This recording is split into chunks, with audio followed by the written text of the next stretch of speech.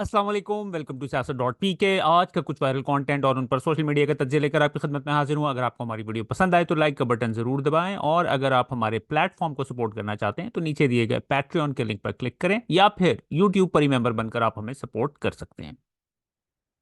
पंजाब हुकूमत ने ये जो डेफेमेशन एक्ट, काला कानून, ये जो पास किया है, अब आप अंदाजा करें फॉर्म 47 से आई हुई हुकूमत जो कि अपनी सीट भी नहीं जीत सकी, वो अब फैसला करेगी कि कौन सच्चा है कौन झूठा है। और जो है पुलिसिंग करेगी सोशल मीडिया के ऊपर। पहले ही पूरी मुल्क की तो पुलिसिंग हो रही है, मिलिट्री हमारी कर रही है।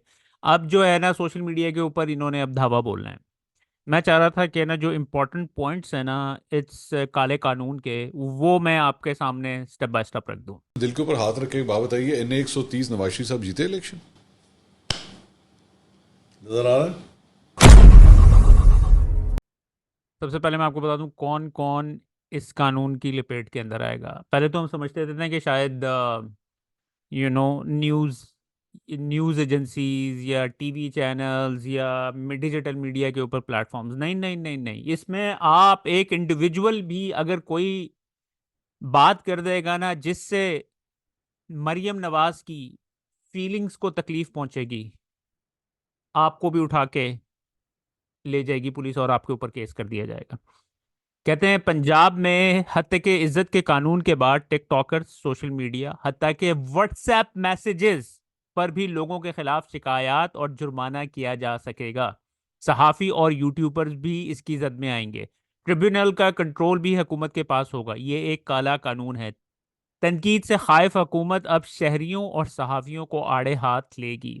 इस तरह के जो कानून होते हैं वो यूजली फेडरल लेवल के ऊपर पूरे मुल्क में नाफिज किए जाते हैं, लेकिन ये कानून, बड़ी इंटरेस्टिंग बात यह है कि कानून जो है मरियम नवाज साहिबा की हुकूमत ने पास किया है। अगर आप इसको फेडरल लेवल के ऊपर आप पास करना चाहते हैं तो ऑब्वियसली केपीके की गवर्नमेंट ने भी इसके ऊपर आवाज़ उठानी थी। पीपल्स पार्टी ने भी आवाज़ उठानी थी, क्योंकि पीपल्स पार्टी वैसे भी साइडलाइन हुई, वो चुप करके तमाशा देख रही है, लेकिन इस तरह के कानून की वो मोस्ट लाइकली सपोर्ट ना करते। ठीक है। तो उन्हें पता था कि ये अगर हम फेडरल लेवल के ऊपर करते हैं तो इसने पास नहीं होना है, तो उन्होंने पंजाब के अंदर ही इसको पास करवा दिया। अब अब आपको पता है कि मरियम नवाज जो है आजकल वो बड़ी पेंटे शंटे बूट शूट चढ़ा के जो है वो पोडियम के ऊपर खड़ी हो जाती हैं, और फिर बड़े इधर का पोज बना दिया, उधर का पोज बना दिया। अब उन्होंने पोजेस तो बड़े बनाए हैं, वो समझ रही थी कि शायद मैंने ये पोज बना लिए तो लोग मर मिट जाएंगे मेरी खूबसूरती को देख के, क्योंकि मैंने जो प्लास्टिक सर्जरियां करवाई हुई हैं, जो मैं अपने फेशियल्स करवाती हूँ और मैं मेकअप करती हूँ, और मैंने अपने आप को इतना फिट फाट कर लिया है कि लोगों को मैं इम्प्रेस कर दूंगी। और मुझे तो इस चीज की कोई समझ नहीं आती है। कारकर्दगी से तो वो इम्प्रेस नहीं कर सकती हैं, लोगों की सपोर्ट तो नहीं मिल नहीं सकती है। अब ये ऑन अब्बास बप्पी साहब क्या कहते हैं? वो कहते हैं कि इस कानून को इस वजह से पास किया गया। सुनिए जरा इनकी बात। And the worst part is, जो मेरे सुनने में आया, असल इशू था कि जब मरीम बीबी गई थी पासिंग आउट परेड के ऊपर, तो पहले दिन उन्होंने पंजाब पुलिस की वर्दी पहनी, फिर उन्होंने इलीट की वर्दी पहनी। उसके ऊपर जो मीम्स बने थे और उसके ऊपर एक जो लामुतनाही सिलसिला शुरू हो गया था वर्दी पहनने वाला, उस पे स्टबर्ननेस पे आके थोड़ा सख्त हो गई थी। उन्होंने कहा जी ये जो मेरा मजाक उड़ाया, डेफिनेशन में लिखा हो गया अगर किसी सरकारी मुलाजिम या सरकारी जो ओहदा रखता है उसका मजाक उड़ाया गया, जो उसके शान शान ना हुआ, उसमें भी केस हो सकता है। शायना शान का भी ध्यान करना शान का पड़ेगा लफ्ज उन्होंने कहा जी नॉट वर्दी ऑफ देयर, जो पोस्ट वो रख ले, उसमें भी बात हो सकती है। अच्छा जी, फिर हम एक वन बाय वन। अच्छा, इसमें ये कहते हैं सलाहुद्दीन अहमद साहब ने ये बड़ी एक डिटेल ट्वीट की हुई है। वो कहते हैं कि ये जो है ना, मैंने जैसे आपको पहले बताया कि सोशल मीडिया के ऊपर एक एक इंडिविजुअल के, अगर आपने कोई आपके मुंह से लफ्ज निकला है ना, आप अंदाजा करें कोई डिक्टेटरशिप भी इस तरह की कोई कानून को इम्प्लीमेंट करते हुए शर्माएगा। आपके मुंह से कोई लफ्ज निकला है, या कोई आपने सोशल मीडिया के ऊपर कोई चीज शेयर कर दी है, कोई इमेज शेयर कर दी है, जिससे हमारे जो ये ऊपर हुक्मरान बैठे हुए हैं माशाल्लाह, जमहूरी हुक्मरान, इनके दिल को कोई तकलीफ पहुंच गई, तो ये आपको उठा के ले जाएंगे, आपके ऊपर केस हो जाएगा। और जो मिनिमम जो फाइन है वो 30 लाख रखा हुआ है। और फिर मैंने जैसा आपको बताया ना कि उन्होंने वो सिर्फ पंजाब के अंदर किया है, लेकिन उन्होंने जो है ना इसके अंदर कुछ इस तरह की चीज़ें डाल दी हैं, शेक्स डाल दी हैं, कि अगर वो पंजाब से बाहर भी कोई बैठा बंदा करेगा ना तो हम उधर भी इसको इम्प्लीमेंट कर सकते हैं। तो अगर आप लेट्स से कि अगर आप सिंध में बैठे हुए हैं और आपने अगर कोई कोई चीज़ इस तरह की कर दी है सिंध में बैठ के, तो आपको वहां की अदालत के अंदर भी सू किया जा सकता है। तो उन्होंने इस तरीके से इन चीज़ों को मैनेज किया हुआ है, क्योंकि पूरे पाकिस्तान में तो इसको पूरे पाकिस्तान से इसको प्रूव करवाना उनके लिए बड़ा मुश्किल था। जो क्लेमेंट है ना, जो आपके खिलाफ शिकायत करेगा या आपके खिलाफ केस करेगा, उसको ये प्रूव करने की जरूरत नहीं है कि उसका, आपकी जो आपकी जुबान से लफ्ज निकले हैं उससे उसका डैमेज या नुकसान किस तरह हुआ है, उसको ये प्रूव करने की भी जरूरत नहीं है। कानून का मजाक बना दिया इन्होंने। और उसके बाद फिर जो कॉन्स्टिट्यूशन ऑफिस होल्डर्स हैं, prime minister, chief ministers, service chiefs, जज, अगर वो आपके खिलाफ कोई कंप्लेन करते हैं ना, तो उन्हें कोर्ट में पेश होने की ज़रूरत नहीं है, और उनसे कोई आप जो है क्रॉस एग्जामिनेशन भी नहीं कर सकते हैं। वो बस चुप करके जो है ना साइड के ऊपर बैठेंगे, और उनका कोई रेप जो है वो आके बात कर सकता है। उनका इन चीज़ों से कोई लेना देना नहीं होगा। बस उसके बाद जो आपका प्लेटफॉर्म है, अब यानी कि कोई यूट्यूबर, कोई फेसबुक प्रोफाइल, कुछ भी सोशल मीडिया के ऊपर अगर आपने कोई बात कर दी, आपको सज़ा अलहदा होगी, उसके बाद आपको फ़ाइन अलहदा होगा, और फिर आपको अकाउंट फेसबुक वगैरह से भी रिमूव कर दिया जाएगा। तो ये इनकी बस ख्वाहिशें हैं, ये जो पूरी करने की कोशिश कर रहे हैं, डेस्परेट ख्वाहिशें हैं इनकी बस, और कुछ नहीं है ये। रऊफ़ हसन साहब का आपको पता ही होगा कि उनके बेचारों के साथ आज क्या हुआ है। 74 साल इनकी उम्र है, और ये कैंसर सर्वाइवर हैं। बहुत ही सिंपल और स्ट्रेट फॉरवर्ड आदमी है। आपने इनकी फुटेजेस देख भी ली होंगी, यानी कि अब आप इनकी सादगी की आप अंदाज़ा इस बात से कर लें कि ये अपनी एक गाड़ी इन्होंने करोला रखी हुई है, उसमें अकेले आते जाते हैं, जैसे कि पाकिस्तान के अंदर सूरत हाल है। अब इस बंदे की, इसकी ज़िंदगी का मकसद क्या है? ये ज़िंदगी का इसका मकसद ये है, यार मैं जो हूँ ना, मेरी अब इतनी उम्र होगी, मैं जाते जाते जो हूँ ना पाकिस्तान के लिए स्ट्रगल कर जाऊँ। कैंसर सर्वाइवर हैं, और उनके साथ आपने देखा है कि किस किस्म की, यानी कि उनकी बिल्कुल जो है ना स्किन, जो फेस की जो स्किन है वो स्प्लिट हुई भी थी आज। अब सूरत हाल ये बनी हुई है कि वो जजेस भी खड़े हो गए हैं इनके खिलाफ। अब वो जजेस खड़े हो गए हैं, तो अब इन्होंने डंडे उठाने स्टार्ट कर दिए हैं, और इस तरीके से हीजड़ों से, खुद तो सामने नहीं आ सकते हैं, खुद हीजड़ों से भी गए गुजरे होंगे ये जो करवाते हैं इस तरह की हरकतें। हीजड़ों से एक नफीस इंसान के ऊपर इन्होंने इस तरीके से हमला करवाया। बहरहाल मैं इस बात को आगे लेके चलता हूँ। अब आपको पता है कि फ़लस्तीन के हवाले से ये अहमद कुरैशी साहब हैं। कल फ़लस्तीन के अहमद कुरैशी, आपको पता है ये उनके स्पोक्स पर्सन है मिलिट्री के। ये आपको पता है कि मैं इनके बारे में अक्सर बात करता रहता हूँ। अब आप ये देखें कि ये अमेरिकन जूइश कांग्रेस, उनकी पोस्टें कर रहे होते हैं अपने प्लेटफॉर्म के ऊपर। और कल जो ईरानी प्रेसिडेंट की शहादत हुई है, उसके ऊपर ये उनका कल मजाक उड़ाते रहे। अभी भी देखें, अगर उनके प्रोफाइल के ऊपर चले जाएं, आपको बड़ी ट्वीट्स नजर आएंगी उनका मजाक उड़ाते हुए, और बताते हुए कि वो कितने बुरे इंसान थे, इस तरह की ट्वीट्स कर रहे हैं। ठीक है जी। तो अब इनके होते हुए, अब ये बड़ी ही ऑब्वियस बात है कि ये जो इसराइल है, इसराइल को पाकिस्तान के अंदर जो है हमारी, अगर ये मिलिट्री इस्टेब्लिशमेंट के बंदे हैं, जिस दिन इराक ने रॉकेट से हमला किया इसराइल के ऊपर, उस दिन ये इसराइल जाके बैठे हुए थे। तो ये तो बड़ी ऑब्वियस बात है ना कि ये हमारी जो मिलिट्री है वो इसराइल के साथ खड़ी हुई है। अभी मेरी शाहीन साहब भाई साहब से भी बात हो रही थी, वो कह रहे थे कि ये असला भी उनको बेच रहे हैं इसराइलियों को, गोलियां और कुछ इस तरह की चीज़ें। अब आप अंदाज़ा करें कि आपका, मैं तो उस ये बात सुन के बड़ा शौक में चला गया कि हमारे हमारे हम यानी कि जो फ़लस्तीनी बच्चे हैं, मैं तो, मुझे रात को डरावने ख्वाब आते हैं उनको, उनके उनकी जब मैं बारे में सोचता हूँ, और उनकी उनकी जो तस्वीरें और विजुअल्स, और जिस तरीके से वहाँ पर इस वक्त मैसाकर हो रहा है फ़लस्तीन के अंदर, दिल खून के आंसू रोता है। तो मैं, अब आप अंदाज़ा करें कि अब मैं उनकी, शाहीन साहब भाई साहब की ये बात सुन के मैं तो बड़ा ही शौक में चला गया कि हमारे ही वेपन्स के साथ उन बच्चों का कत्लेआम हो रहा है वहाँ पर।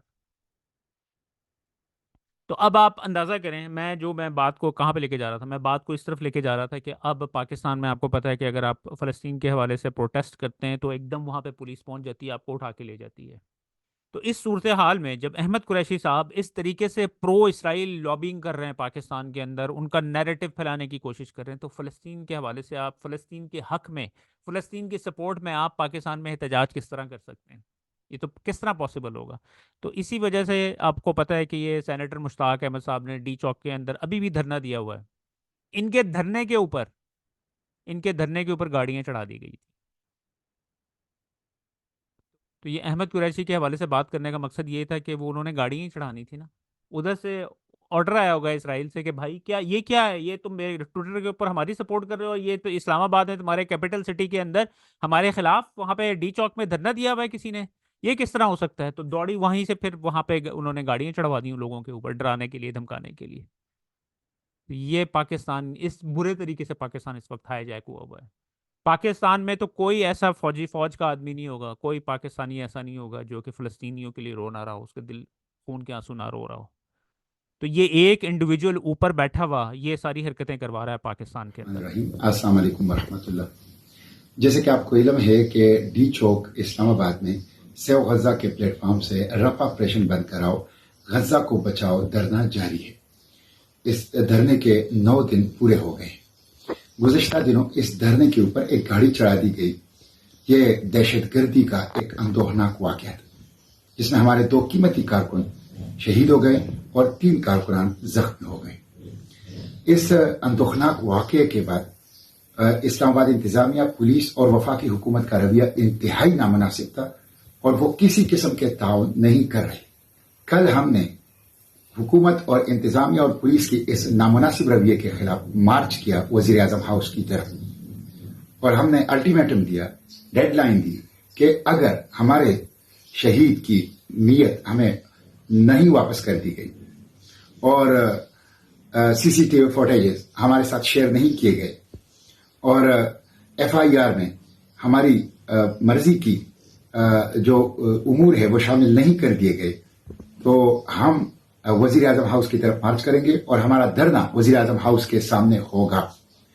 उसके बाद इंतजामिया ने कुछ ताउन शुरू कर दिया है और कल रात 3 बजे हमें हमारे शहीद जो शेख इमरान हैं, रावलपिंडी के रिहायशी हैं, 45 साल की उम्र है, उनकी मियत डेड बॉडी को कल रात 3 बजे वर्षा के हवाले कर दी गई।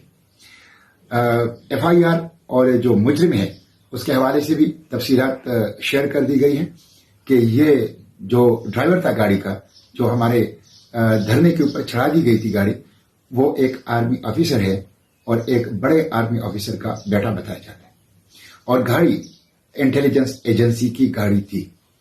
कातिल किसी सूरत में बचना नहीं चाहिए, खाओ कितना ही ताकतवर और मुअस्सर हो। बेगुनाह कारकुनान शुहदाए अक्सा का खून रायगा नहीं जाने देंगे, कातिलों को कैफिर किरदार तक पहुंचाएंगे।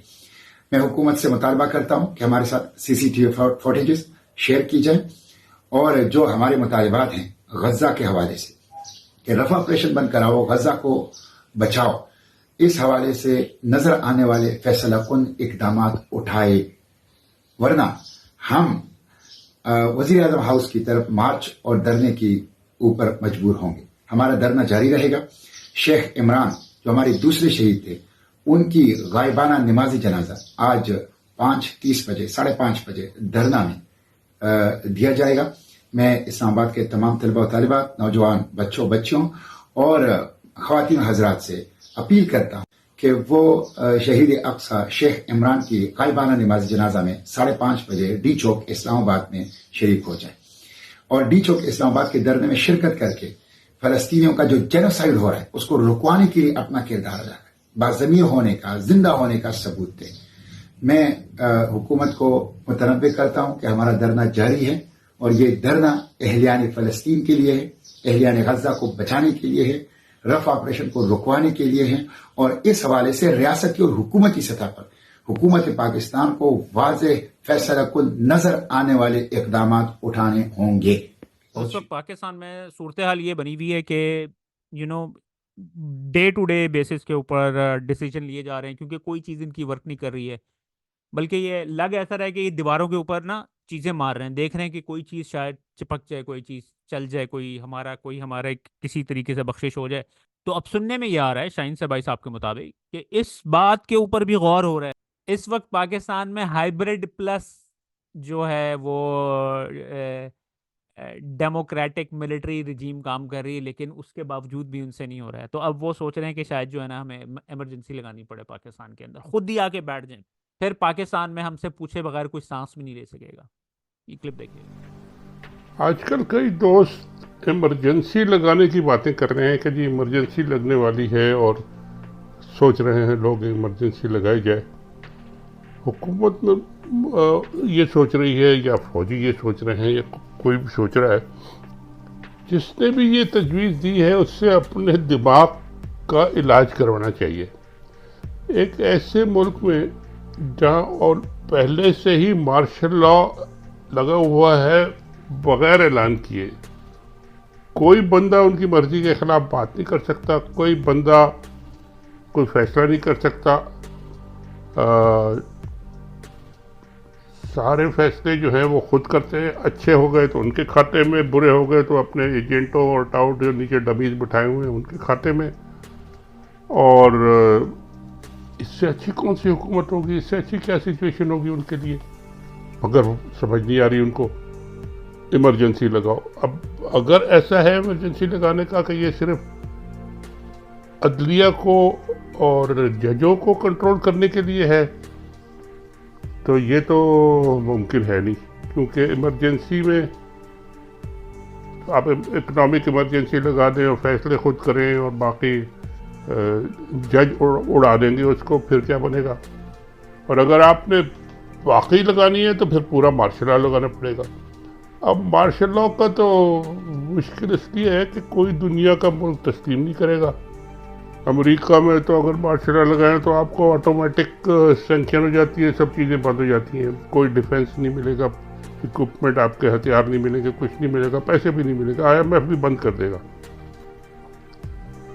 तो ये कौन इनको मशवरे दे रहा है कि भाई ये आप इमरजेंसी लगाएं, आपसे जज कंट्रोल नहीं हो रहा है, आपने अपना तरीक़ाकार जो है, अपना आपने जो कुछ आप कर रहे हैं उसको गौर नहीं करना, उसको ठीक नहीं करना, उसमें जो गलतियां हैं, जो आप ज़्यादतियाँ कर रहे हैं, जो आप बदमाशियाँ कर रहे हैं, जो आप सब दुनिया पे, पूरे मुल्क पे सर पे सवार हो गए हैं गैर कानूनी तौर पे और गैर आईनी तौर पे, वो कोई ठीक नहीं करना। लेकिन आप चाहते हैं कि ये और कंट्रोल कर लें, और कंट्रोल कर लें, पूरे मुल्क को दबा दें, आवाज़ बंद कर दें, इन सब की ऐसी तैसी कर दें, हम बैठे रहे, मैं ही मैं हूँ, मैं ही मैं हूँ, तो ही तो है। हाँ जी, कैसे लोगों ने से वास्ता पड़ा है कि ये अपने आप को खुदकुशी करने पे तैयार है, कर ले। अच्छा, कहाँ जाएंगे ये सारे जज, कहाँ जाएंगे सारे वकील, कहाँ जाएंगे सारे सियासतदान का, पूरा सियासतदान, हर पार्टी उनके खिलाफ हो जाएगी, होगी, अभी भी है अंदर से तो, लेकिन कुछ मिल के चलो खा पी रहे हैं, बाकी ज़्यादातर तो उनके खिलाफ ही। तो ये सब कर लें तो क्या नतीजा निकलेगा, हड़प पड़प करके सारा मुल्क से भागेंगे, सबको छोड़ छाड़ के टूटा फूटा, और जाके किसी ऑस्ट्रेलिया या अमेरिका या कहीं रहेगी। तो ये इनके खाम ख्याली है, इनका दिमाग ख़राब है, इनका दिमाग ऐसे ठीक नहीं होगा, कोई ना कोई इनके ऊपर जब सर पर डंडा पड़ेगा फिर ठीक होगा। और वो उस डंडे को इनवाइट कर रहे हैं और उसी तरफ जा रहे हैं, देखते हैं क्या करते हैं।